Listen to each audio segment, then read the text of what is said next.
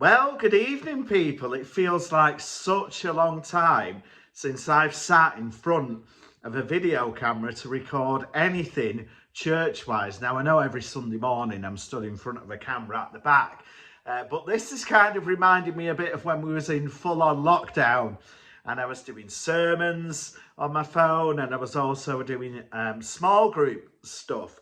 So I thought tonight, just as we start to journey into 2024, whether we could just have a quick look together or explore together of some of the things that were said on Sunday in the service.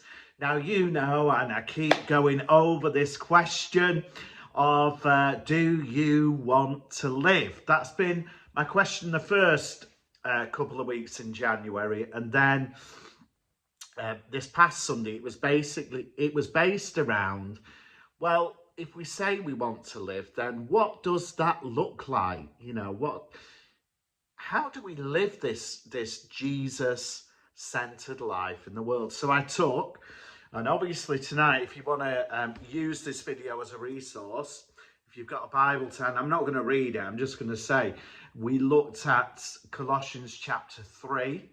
We went from about verse 1 to verse 17 on Sunday. And I broke down the passage into 4 areas. One was around focus. One was around putting things to death. One was around being clothed with all the things we need to put on ourselves as followers of Jesus. And then the last bit was to look at this aim of being a people of peace and thankfulness in our world. So maybe tonight you could do this 2 ways.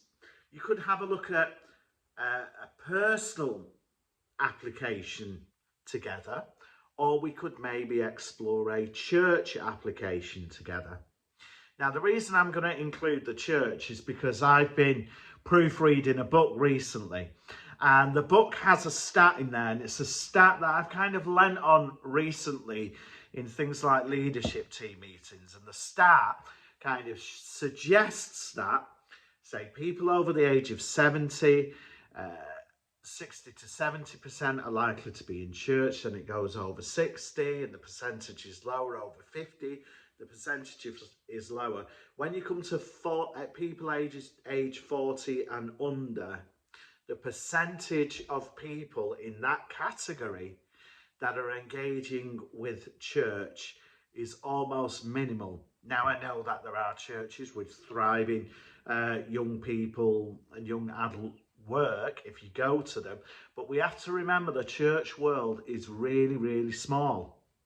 So one building could look like it's rammed with children and families, but then if you do the sort of research into the area, it's still not even scratching the surface. So there is this kind of big worry at the moment in church circles about the future of the church and how we're going to survive.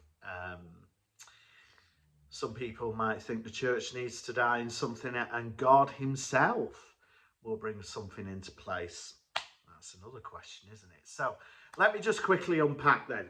So the first thing on Sunday is we looked at focus, this idea of setting our minds and hearts on Christ or on things above, according to the status that we've been given as children of God.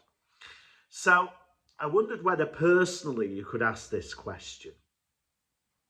What helps you to focus, or what helps you to elevate Christ and his way more?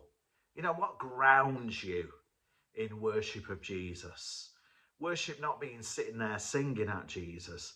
Worship being a whole life orientated around Jesus. And if we think of the idea of focus, then we could ask the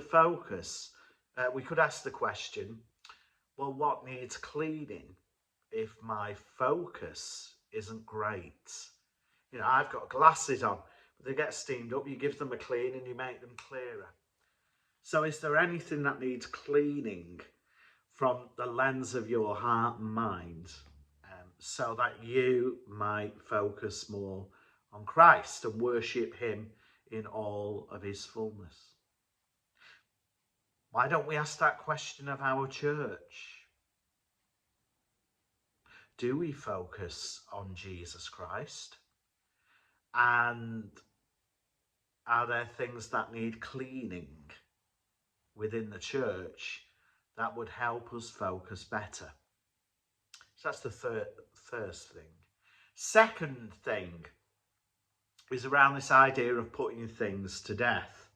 And there's a list, should you want to read the passage, around what needs putting to death. I used the analogy on Sunday of an apple tree, and sometimes you need to cut branches off to aid growth and fruitfulness.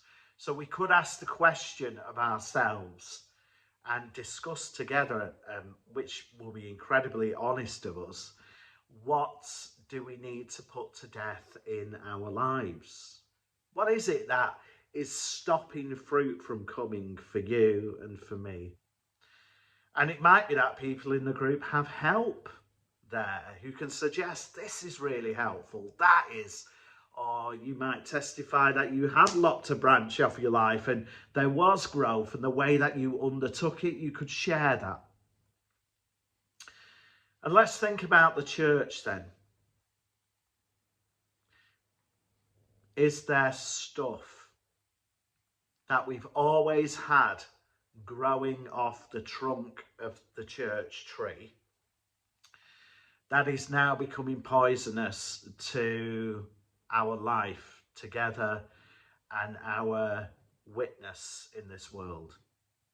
Have we become too enamored with certain branches and certain types of fruits that we are now laboring to produce fruit on branches that God is saying that needs to die?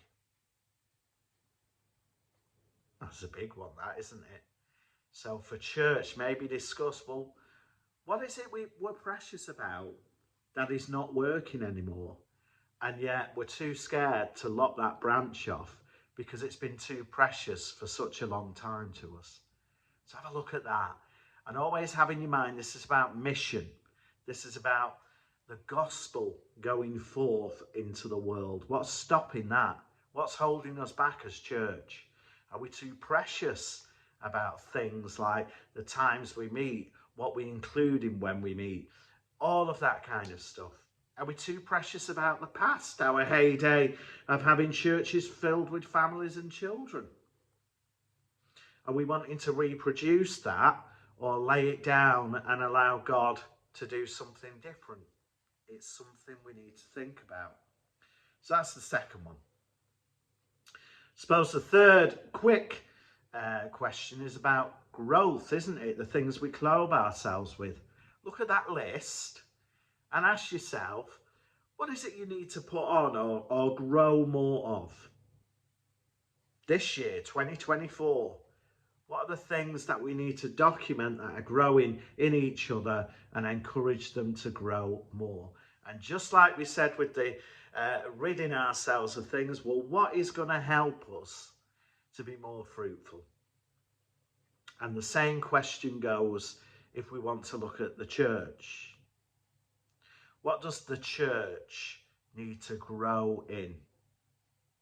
And how are we going to do that? What ideas have you got to make the church more abundant in kingdom fruitfulness? Have a chat about that. And then perhaps we can finish when we're looking at this idea of being a people of peace and thankfulness. Listen, in what ways can you grow in that this year? Being a person of peace and a person who is thankful. I often think there's two mindsets in the world. There's a kind of entitled mindset and there's a generous mindset. And an entitled mindset is really a kind of scarcity mindset, a fear that things will run out, that if I don't get seen immediately for something, I'll never get seen at all. And then there's people that have a generosity mindset, a growth mindset. And in that mindset, there's this idea that there is enough. And therefore, there's a joyfulness in trusting that there is enough. So how can we sort of come away from fearful narratives of scarcity into narratives of generosity, so that we're known to be a people who are joyful, who trust that there is enough? And how are we going to do that when we ask the question for church? Do people see us as peaceful and thankful and generous in our hearts and mindsets? So there you go, 4 areas. Just one quick thing for me, which I probably did articulate on Sunday morning, but I would like to re-emphasize it.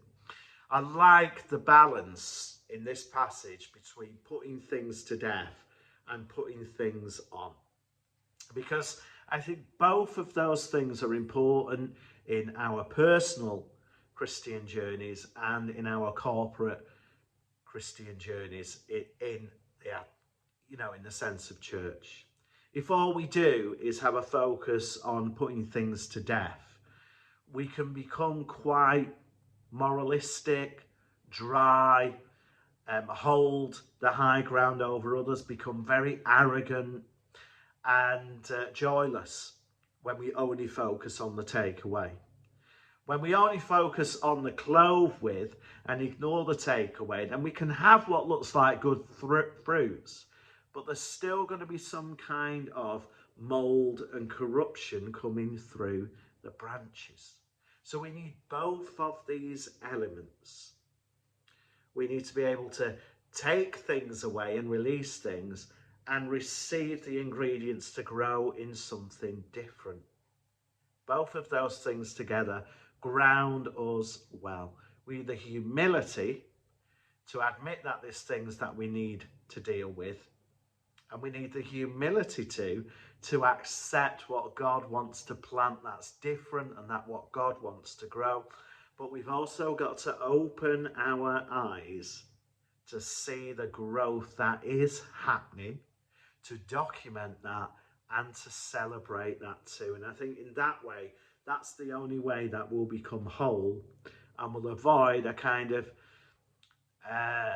Pharisaicalism on one hand and almost a kind of superficial sentimentality of goodness and religion on the other. We want to grow properly and strongly, and we want to be people who can stand in this world with something that is stronger than all of the wind and waves that bash against this world. So there you go. That's what I thought I'd share with you. I hope it's good to get on with, and I look forward to seeing you on Sunday. Oh, I won't see you on Sunday. It's Pulpit Swap. A week on Sunday. So God bless you all, and have a good night together.